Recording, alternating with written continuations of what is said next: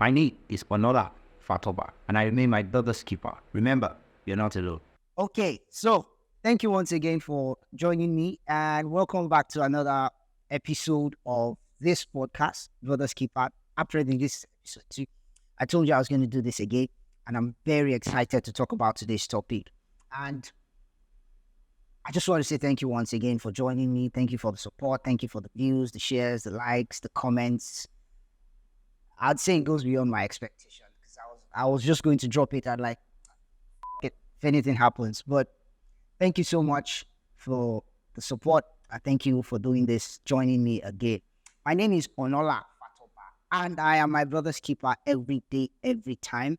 And this is that podcast where men, will have to talk about their emotions, their feelings, what makes them tick, the challenges, the travails of life. And yeah, that's what Brother's Keeper is about. Keeping your brother next to you and making sure that, you go through the tough times together. I mean, there's nothing like having someone going through tough times with you. All right, enough of that intro. Today, we're going to be discussing how vulnerability, quote unquote, affects intimate relationships, especially with men. So how does vulnerability affect your relationship as a man? As a man, sorry, excuse me. As a man, how does vulnerability affect your relationship with your woman? How does it contribute to the relationship? What does it do to your relationship? How does it help the relationship in general? What does it do to the relationship? What are the things to do and what are the things to avoid? So before I get in, remember, please like, share, subscribe if you haven't, and leave a comment below. Let the algorithm help pick this video up so that other people who might find it useful can locate it on the internet. So let's get to it. So, emotional communication. I think it's pretty straightforward. Emotional communication, talking about your feelings. When you see vulnerability in relationships, I believe, goes way beyond just talking about your feelings. It's actually about understanding what you're feeling, why you're feeling that thing, or why you're feeling those emotions, and what are the things that you do when those emotions creep up on you. What are the tells? Does your fist ball up like I'm gonna punch someone, or does your shoulder drop like man I give up, or does the inflection of your voice go higher and you tend to become more aggressive? What are the things that happens when these emotions creep up on you? So basically, it's about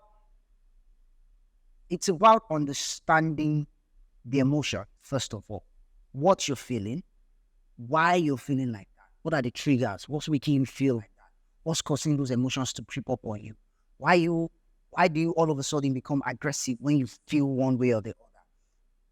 And it goes beyond that. Some of the things that actually affects men from communicating their emotions is ego, anger, the fear that they will look at you as weak, and a whole lot of other things that society has kind of like put in place to make sure that your emotions as a man, your emotions are in check. You do not subscribe to your emotions as a man. So it is pretty straightforward when you find out what's going on in your head and your heart, how you're feeling, why you're feeling like that, and what are the things that you tend to gravitate towards when you begin to feel like that. So you'll be able to identify your trigger points. You'll be able to identify the problem. You'll be able to identify where you're going and then gain control of that emotion. You'll be able to muster that emotion that, you're not going to. Today, I've been triggered by a colleague of mine, but I kind of just turned to laughing. I turned to laughter as a coping mechanism for a lot of things. So I could be angry, frustrated, sad. I just try to laugh about it. It may be awkward, but that laughter kind of at least takes me out of that feeling of I feel like punching this person in the throat. And trust me, as a man, it's okay to have that feeling. There are some things that some people will do, and you ask yourself, is there any gram of gray matter in this person's head? It's normal. And there are some things that people will do, and you'll be like, not today, devil, not today. So it's normal to have those feelings. But what is wrong, where you go wrong, where you become guilty as a man, is where you begin to feed those emotions, such as anger, such as hatred, and you start taking it out of people, punching people, breaking things, cussing people out. Those are things that, that you really need. Those are emotions that you need to gain control of. And then there's the other side of the spectrum, which are the positive emotions, happiness, love, joy. And then they tell you you can't tell a man, as a man, you can't tell a man I love you, otherwise it's gonna sound gay. Like why? Like why? You want to tell a friend. Take for example, you want to tell a friend I love you. You have to put no homo in front of it. Why? These are the things that society has put in place to make sure that your emotions are checked at all times. Why do I have to say no homo before I tell my guy, I love you? It doesn't mean I love him in a sexual way. It just means that I have space enough in my heart to accommodate this flawed human being just like myself, to the extent where there are things that he will do or she will do that, in this case, he particularly, there are things that he will do that I won't be vexed. Unlike someone else who I'm not that close or intimate with, intimate in the sense that, okay, we share certain codes and, secrets and ideologies and memories and stuff. There are things that that person will do that I won't be vexed in relation to what someone else is going to do, and I'm going to flare up. So I don't think it should be, I don't believe it should be a bad thing to tell your guy, I love you. Like, I love you as my guy, as my friend. Why do I have to explain and tell you why? So these are some of the things that, we have to battle with in today's society to make sure that, that the society kind of, makes us battle with, to make sure that your emotions are put in check all times. You don't express yourself to the deepest level available. And it kind of kills you inside. I don't know how it works for other people, but when I don't get heard, when I have something to say and the concerned party is not listening, or I don't get a platform to express myself, it feels like I'm dying inside. It feels like there's a part of me that is just slowly winding down, and the light inside me is just gradually dimming, and I begin to feel lifeless. So I don't know how it works for other men, but men need to be heard, men need to listen. That's why people who don't express themselves emotionally, they become passive aggressive. In fact, they become very aggressive, and then they turn to all sorts of ways just to express that emotion other than speaking and expressing themselves. So they break things, they smoke, they drink. And I'm not saying it's wrong to smoke. I don't have anything against smokers or drinkers. We all have our vices, yeah. But using these vices as a coping mechanism to like suppress your emotions for that, because if you speak up, you are not a man, I think is wrong. And I think the society needs to like give men more accommodation to express themselves emotionally, verbally, emotionally. You don't have to break things. You don't have to go to the shooting range and take your anger out on a bullet, or on a gun, and then waste a lot of bullets for those who go to shooting range. And you don't have to do things that, that I don't know how to put it, but in a sense that are physically traumatizing, either to yourself or to other people, just to express yourself. You could simply just have a decent conversation with someone. Not everybody's going to be logical and decent and speak with you like a normal human being. But I believe that if you get to that level where you feel like you need to talk, then you need to talk. So summarily, it's not just about speaking up about what you're feeling or how you're feeling. It's also about, this is how I feel. Why do I feel like this? What is the cause of this? What's my reaction? What's making me, what do I do when I begin to feel these emotions? What are the things that I tend to gravitate towards when I begin to feel these types of emotion? So are you the kind that tends to like, okay, so when you're very happy, when you become very joyous, you're like, okay, everybody two bottles, or you're like, don't worry, I'm going to buy you a house. So it's not just about speaking up. It's also about checking the emotion, understanding why you're feeling like that, and on watching your reaction, understanding your reaction afterwards. That way you don't have total control over your emotions, because they are supposed to run, but you have at least a solid ground. You have a wholesome level of control over what you're feeling at the time. So, how does vulnerability and emotional communication affect your relationship as a man? Now, you'll find a lot of blogs, influencers, and you know, experts and specialists online that they will tell you that as a man, there are certain things you don't tell your partner. There are certain emotions you don't show your partner. There are certain things you shouldn't do in front of your partner because your partner will see you in a different light. They'll think you're weak. They'll this and that. And there's a whole lot of them. And for me, it's pretty straightforward. You can't share everything with everybody. That's the basic truth. You can't tell everyone everything. Everybody can't know everything about you. Everybody can't know everything that you're thinking. So you just have to kind of like develop a filter in your head. And what's important, what's essential, what needs to be shared and what needs to be kept secret. There's an adage in my, what do you call it? I'm a Yoruba boy. Where I come from, there's an adage. It says, "Awo mosinu." Basically, it just means there are some things that you just have to keep inside you. There are secrets that you have to take to your grave. That's fine. They are different from things that you have to communicate with your partner. Are you offended? Why? Yes, you are offended. You also need to. You can't just tell your partner, "This thing that you did made me angry." Okay, fine. It's made you angry. Why? How did it get to you? Is it disrespect? Is it disregard? Is it what exactly was the thing that got to you that made you feel that way? You also have to be able to communicate it with your partner, and then you have to tell them that okay, it's not justification, it's not an excuse, but when this kind of thing happens, and I feel like this is how I tend to respond. So that person understands you, and they can tell that okay, so this thing doesn't work for this person. This thing is a no for this person. This thing upsets this person like this and makes this person react like this. So that way, there's an understanding of your emotions and your inner person, not just you as a person who he likes to wear green, he likes to look good, he likes to keep quiet.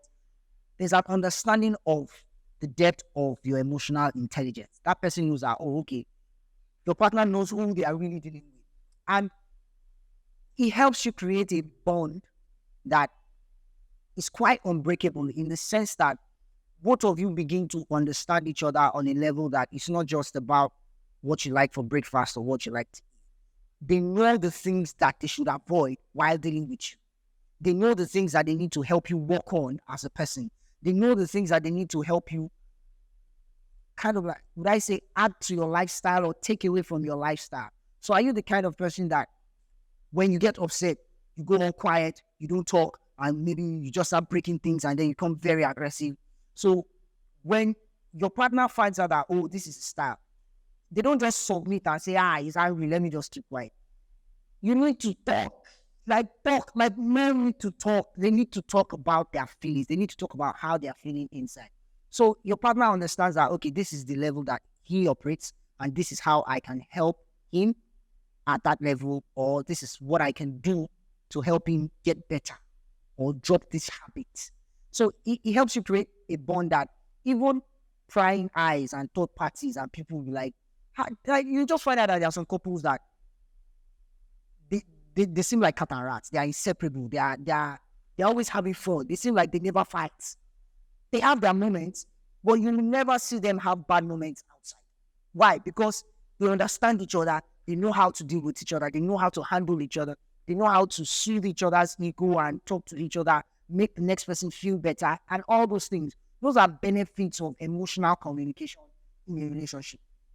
And if you want to test it out, all you have to do is when your partner upsets you or when something upsets you, maybe not just your partner, maybe random occasion or someone upsets you and it affects your relationship or it affects you emotionally, talk to your partner about it. Like most couples who go to therapy, they go to therapy because they don't communicate. There's no communication. The man feels like he's not being listened to. The woman feels like she's not being loved. The man feels like he's not being respected. The woman feels like she's not being understood or taken care of. Communication is key. That's the basic. You need to understand the emotion, why you're feeling like that, what it makes you do afterwards, and then communicate. The import of it is direct. You have a more grounded and solid, wholesome relationship with your partner. The only thing that's going to break that relationship, that everybody's going to have breakfast, is if someone does something that is so irredeemable that you feel like, no, I cannot live with this for the rest of my life, or I cannot live with this again. That's when, you're going to get to the extent of, I'm sorry, I can't do this anymore. Then breakfast is served and everybody moves on, and then the cycle repeats itself. So, what is the essence of emotional communication between brothers as brothers? How does it affect the bond of brotherhood? And you find out that a lot of times you're not allowed to say certain things to your guy. Or sometimes when you say certain things to your guy, you have to lead with certain phrases. Like I said before, no homo, but I love you, bro. I don't think it's bad to say that I love my guy. He's my guy. It doesn't mean I love him, that I want to sleep with him, or I want to have anything sexual with him. It just means that I have space in my heart to accommodate him as a person. It's as simple and as straightforward as that. But I don't even know where that trend started from. I don't know where the trend started from. You have to say no homo, but I love you, bro. No homo. My G for life. So we kind of have these things in our society, within ourselves, that kind of puts us in places where, even if the thing itself is not awkward, it becomes very awkward when you say it, because you project that awkwardness to life. So how does sharing care and affection for a fellow man like myself, how does it make me, homosexual, so to speak? I don't have anything against homosexuals. I'm not saying it's only homosexuals that show care and affection. But I'm saying that as a man, you have feelings. You are an emotional being. Even though you are not as emotional as women, you are more of a logical being. You're emotional. You need to learn to tap into those emotions. Some of the best connections that I've had, some of the best friendships that I've had in my life, are guys that I've been vulnerable with to a certain extent. So, take for example, I have a friend. His name is Frank, and he's probably going to watch this episode because I'll make him watch it. So, I call him a mother flober. Let me not cuss online. I call him that term. And when I do that outside, people kind of look at us and like, you calling him such a derogatory term. Between Frank and I, we know that it's a pet name. Because there are ways that when I'm with Frank, he makes me feel, we discuss, we talk about things, we ask each other questions that we don't even have answers to. Like, I have very deep conversations with Frank. I sit down with Frank and we are talking, we are playing chess, and I don't want to stand up because I know that he's going to ask me something that seems very stupid, but if you really, really, really, really think about it on a very analytical level, you find out that it's deep. And the same thing goes for Frank. But then he's going to say, but if you ask people these questions, like, so we have this connection that, it's more like, I don't know, I'd say the term brothers, and we use all these sort of terms for each other because if I tell Frank, I've never told Frank I love him. Then he knows. But I've never told him that, bro, I love you. But he knows because of the way I act and, the way our relationship is. And it's so crazy to the extent where, matter of fact, until now, I haven't actually really thought of it. I've never told Frank that I love you. Frank, shout out to you. This is for you. I love you, bro. This is for you. So it's so crazy to the extent where you think about it, and I want to tell Frank I love him, typically. But then I have to think about it first. I want to think that I'm talking about something else. It really shouldn't be like that. So we tend to turn to all these derogatory and, unnecessary terms just to express ourselves to our brothers. Take, for example, my elder brother. His name is Odudua. We call each other Stu. STU. Stu was gotten from the character in the animation Ice Age. It's a sea turtle that, the name of the character is Stu. So it was a very funny character. So we just kind of adopted that name aside calling ourselves Stu. Sometimes it could mean stupid. But, we've been doing that since we were teenagers. Stu, I had a fair conversation with him a few days ago, and he still called me Stu. I still called him Stu. We have that connection. We have that understanding of each other. Someone else might call him Stu, and then might get offended, like, who the hell are you to call me that? But him and I have that Stu Alpha, Stu, what's this up? Stu, why they do like this? And people look at us and like, Why is it that you guys call yourself such terms? Oh, think about it. I've never told my brother I love you. Oh, this is for you. I love you. So people, people, people look at us and like, why do you call yourself such derogatory names? Why do you call yourself such terms? And they really don't understand that it's just our own way of, it's just our own interpretation of how we say, I love you, you're my brother, and this and that. My brother says something. He says that he may not show it, but I should have it at the back of my mind that it's my brother, and he will ride for me till the day we both die, no matter the situation, no matter what happens. And it's the same for me. No matter, let hell break loose, let heaven come down. My brother remains my brother till the day I die. So men need to communicate that emotion more so that your bond as a brotherhood is more understood. It's not just about sitting around and drinking beer together. Yes, that's the recreational part of it. Let's hang around, chill, drink beer, joke around, talk about ladies, mess around, call each other names. But you also need to communicate with your brother. Alpha, this thing what you do, I'm not like him. Oh, Alpha, this thing what you do is really cool. I really appreciate it. It goes a long way for me. Thank you very much. Your brother needs to understand that. And I'm not just talking about your brother as in your biological brother. I'm talking about the next man beside you, the man standing beside you, the human being who is a physical photocopy of you anatomically. He needs to understand that, oh, as a guy, this is how this guy feels about me. Some people are more about show instead of tell. And some people actually want you to say it like, okay, yeah, you might be showing me, but what if you're showing me what you think I want to see? How do you really feel?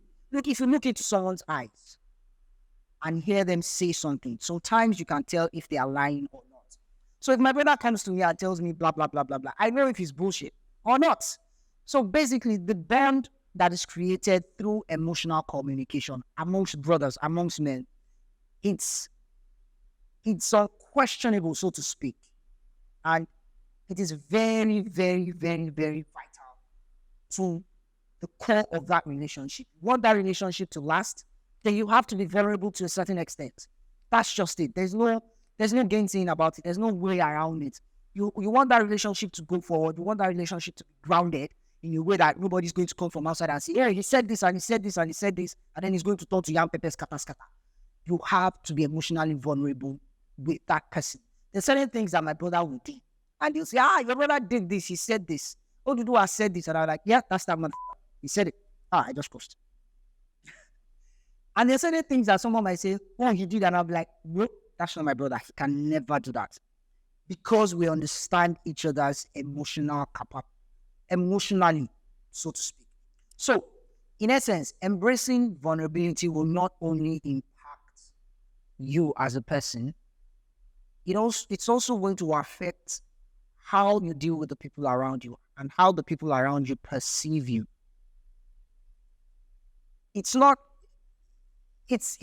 very, very, very complex, what do you call it? It's a very complex subject in the sense that what you're doing, your actions or inactions, generally, typically in life, doesn't just affect you. It affects the people around you. It affects the people that their destinies are tied to your destiny. So there are some people that if you don't make it, it's going to be hard for them to make it. Why? Because if you don't make it, you won't be exposed to certain opportunities that you should pass down to them. So it's not just, okay, if you don't make it, they won't make it. They will make it too in their own way. But there are certain opportunities that will only come through you at certain points in time to them. And if you do not get to that level, they won't get it. It's the same for emotional intelligence. There are ways that you will treat other people around you that they will want to avoid you. And there are ways that you treat people around you that they will never want to leave you. I have another friend. His name is Peter. Shout out to Peter too. Peter gave me a solution to my audio problem in the first episode. So Peter, thank you very much. Shout out to you. That's another brother of mine. I told Peter that, guy, I can never leave you. Even if you chase me away. I told him, I can never leave you. Why? Peter was the first guy I met in university that had some emotional intelligence. I used to dislike him because at that point, I didn't understand what he was. I'm like, why is this human being so incontrollable? But observing him closely made me find out that, oh, okay, there's more to this guy. And then I started digging into it. And as much as Peter is not a people, person, everywhere, everybody. He's actually a very accommodating human being. And I told him that I can't leave you. Why? Because you contribute a lot of value to my life. And as much as I can, I try to do the same. And it's about how he understands me and how I understand him. So I have that brotherhood with him. I have that connection with him that I know that, okay, he's going to take something out of this world. Something very irredeemable for both of us. Something that is very catastrophic for me to say, nah, I can never talk to Peter again. So it takes that level of emotional understanding. If you have that as brothers, if you have that with your partner, it's going to enrich your life.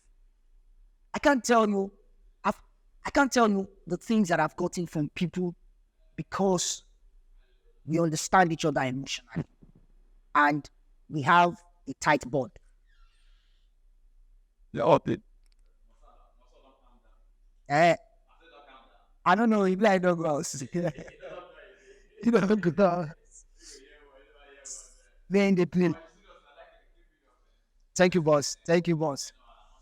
All right, you better move. All right, you come Wednesday. Yeah, they come Wednesday. Please start on. We get screening Wednesday, Sha. And we get another, like, the final screen. All right, boss. Good night. That was right. So having that level of emotional connection enriches your life. It helps people understand you. It helps you understand people more. It helps you see the society in a very optimistic way. You are not just, everybody has some level of trust issues. When you're not just, oh, this person will F me up, this person will ruin my life, this person can't get this done. If you understand that everybody's just trying to survive and you understand people's level of emotions, it's going to deepen your knowledge of how you navigate your reality, so to speak. So it goes beyond just understanding your emotions. It transmits, it kind of becomes very spiritual on a very deep level. That's why some people tell you, our bond is spiritual. It feels like something just to say, but that's what it is. It becomes very spiritual at some point. And it goes beyond blood or biology. It's just understanding each other's emotion. So I would like to keep you any longer so that you can get to the rest of your day and be productive. Thank you very much once again. I cannot understate the essence of you viewing this, you taking your time and the effort to view this. It makes me feel useful to some extent. It makes me feel like I'm being heard. It makes me feel like, oh, there are people out there who can relate to what an average young man is going through in the world today. So, thank you once again. I really do appreciate this. Please don't forget, like, so that YouTube can pick up the video and share it to people who you believe will find it useful. Subscribe if you haven't, so that when episode 3 drops, you're going to get a notification. And leave a comment in the comment section. Someone just asked me a question while I was filming this, and he said, do I give room for questions? And I'm like, well, it's not a live session, but if you want to ask questions, ask me questions in the comments. I don't have answers to everything, but I'm sure that if you ask the question, if you let it out, somebody will see it and will be able to help you. And I might just have the answer, or, have to ask someone else too for the answer. So please leave a comment.